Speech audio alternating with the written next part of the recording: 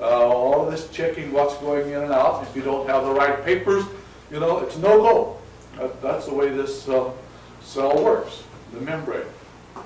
Now, you've got the membrane around. Of course, this is a three-dimensional item, okay? I'm drawing it in 2 dimensions. It really is a 3-dimensional item.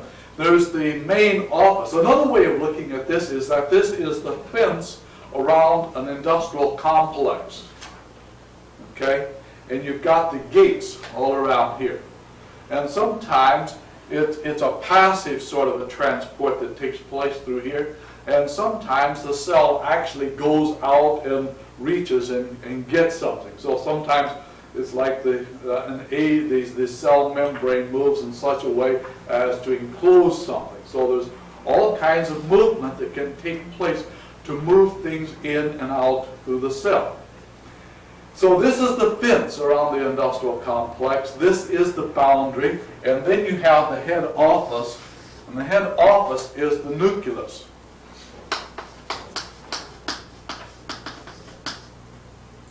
With the nucleus, this has all of the paperwork. This has everything in computers.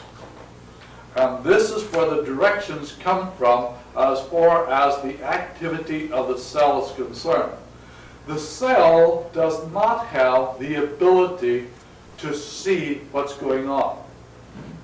So the way the cell knows what it should be doing is based on, or is made possible by the material that is recorded in here. See, that's why all of the material necessary to build another body is in here, is so that this cell can see where it is in reference to the rest of the body.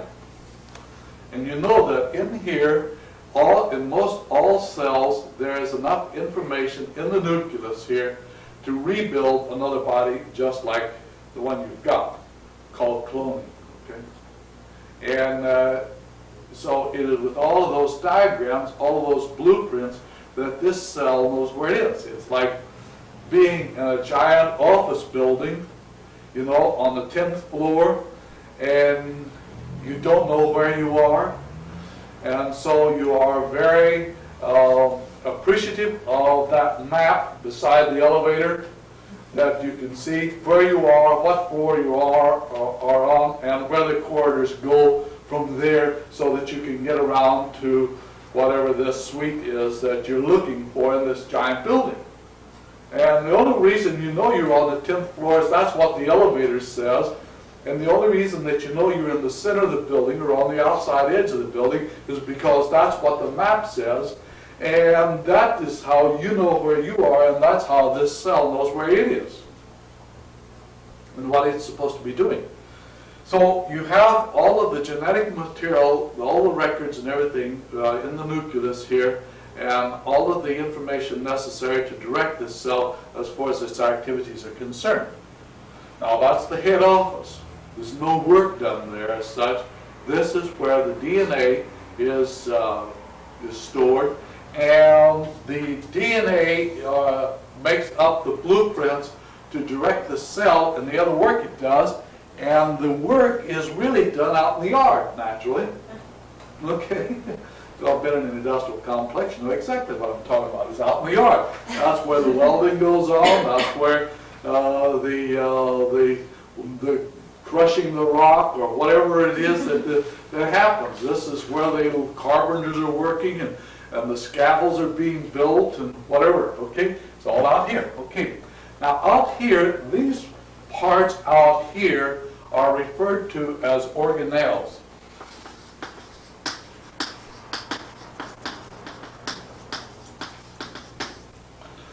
Organelles simply means small organs. And you have organs in the cells quite similar to the organs that you have as far as your body is concerned. And I'm going to draw, the purpose of this lecture is not to be scientifically correct, though I hope it will be. The purpose of this is to give you a picture, okay? So I'm going to talk about some of the organelles that are located in the cell. And we'll start out first of all with lysosomes. Lysosomes are the closest thing you have to teeth and hydrochloric acid as far as your own body is concerned.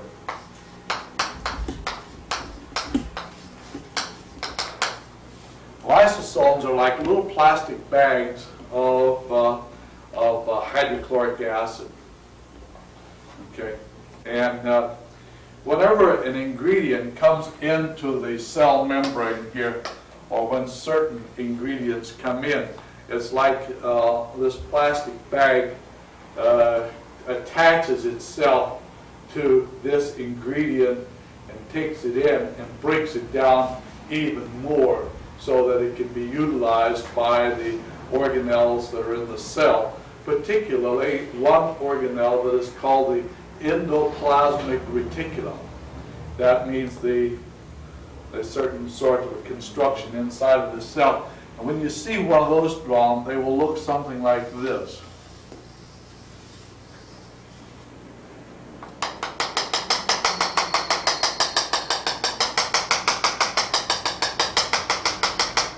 I draw that particularly that way. Really, it's sort of a channel here that goes along like this. And those little dots on this endoplasmic reticulum are called ribosomes. And I think of ribosomes as being the construction workers all along this assembly line. Okay? And these ribosomes get their directions as to what they're supposed to be doing, what kind of materials they're supposed to be preparing from the nucleus, because in the nucleus they have the original blueprints called DNA, and they run off copies of the DNA to make messenger RNA, and it's called RNA because they are the plants that go to the ribosomes. And so the ribosomes then do what they're supposed to do because of what the head office told them to do. And sometimes it's making clay pots, and sometimes it's making bricks, and sometimes it's doing this, and sometimes it's doing something else. Sometimes the direction is prepare materials to produce a secretion if this is a secretory cell. Other times it is to produce a material that can help repair the cell itself. So those directions are sent from the nucleus out to the ribosomes that are along the endoplasmic reticulum. And you don't need to remember the names of these, you need to get the impression as to what an organelle is. And there are smooth endoplasmic reticulum, and there's also rough endoplasmic reticulum. And the rough endoplasmic reticulum has these ribosomes that are doing all this work. And I would think of the smooth endoplasmic reticulum is where the material rides along. It's kind of a cooling area, you know. So there's no construction work going on. It's like that's where the paint dries and all that sort of thing. So nobody's doing any work there. No ribosomes along that line, okay? So we've got this production of material going on as far as the cell is concerned, endoplasmic reticulum. And then when it moves from endoplasmic reticulum, there's some other organelles in there. One is called a Golgi apparatus. And a Golgi looks like a stack of saucers.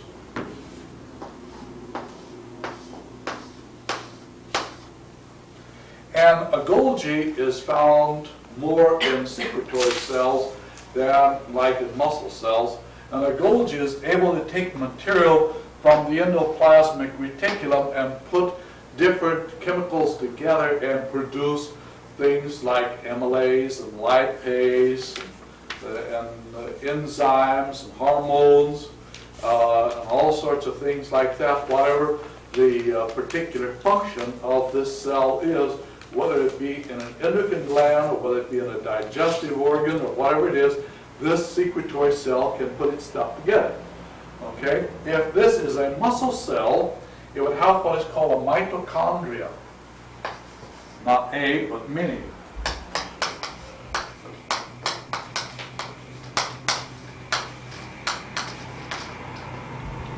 Mitochondria looks something like a peanut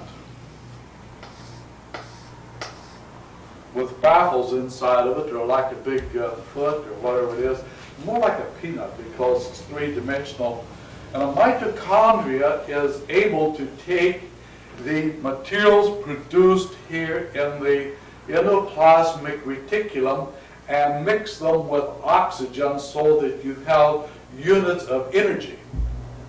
That reminds me of the way I used to play in high school in the science lab during lunch hour.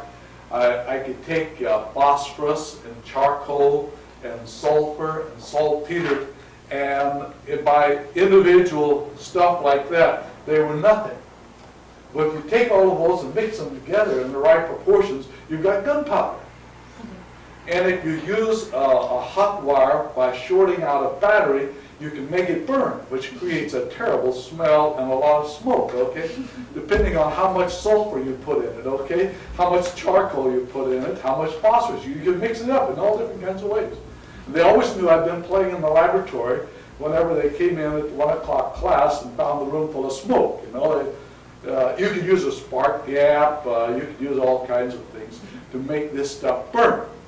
In fact, you could get in and make some crystals and this sort of thing, and they would get dry enough, they would just go off by themselves. See, it was, well, putting that together, you see, putting that stuff together makes little packages of energy that you call ATPs.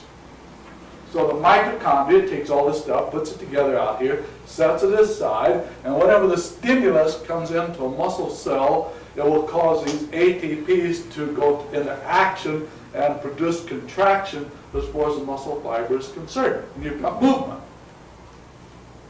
So do you get the picture how this is like an industrial complex going on here? Okay, now this just gives you an idea as to how organelles work. I have to include one other set of organelles here. It takes two. Guess what? Centrosomes, okay?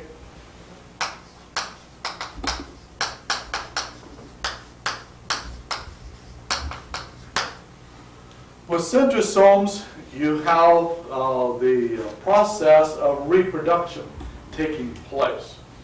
And we'll talk about mitosis in just a moment, the way that a cell gets in and reproduces itself to produce identical cells. Okay, so you get that increase as far as the number of the cells in the body are concerned.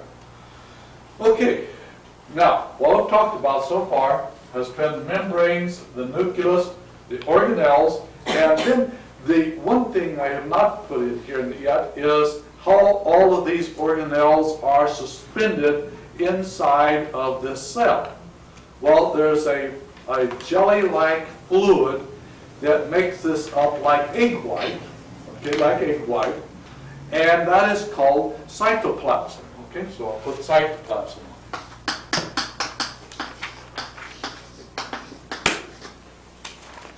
And those make up the four basic parts as far as a cell is concerned. Any questions about this? Yes? What did you just say cytoplasm is? Cytoplasm is the fluid that suspends all of these organelles in their place. In your body, you have membrane, okay? You have connective tissue. You have fascia. You have ligaments and tendons and everything like that that holds it all, like in your abdomen here, in your torso. You've got all kinds of connective tissue that holds the organs so that everything doesn't settle down into your pelvis, okay? It's all held up in place. Well, in a cell, you've got this jelly-like material that suspends all of these organelles inside of this cell.